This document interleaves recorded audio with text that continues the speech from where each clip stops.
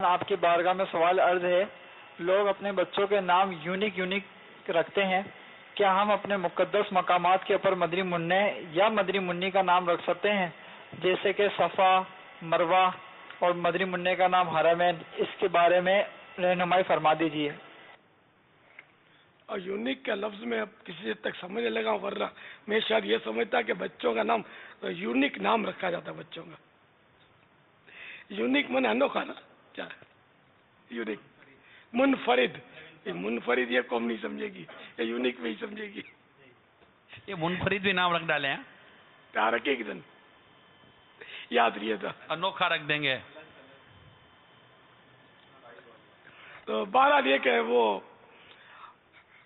نام رکھ سکتے ہیں، اپنے صفا مروہ نام رکھ سکتے ہیں، حرمین کا نام بھی رکھ سکتے ہیں، حرمین، عرفات، مینا، عرفات، مینا، مزدلفہ، یہ یونیک ہوگا۔ یہ زبان پہ چڑھے گا نہیں۔ حنین، حنین نام تو میں نے بھی رکھے ہیں بچوں کے بازو کا، وہ غزوہ حنین ہوا تھا، وہ خود بھی رکھے، میں نے بھی یونیک نام رکھے ہیں بچوں کے، کوئی نہیں رکھتا ہوگا۔ میلاد نام کس لیے رکھا ہوگا آج تک؟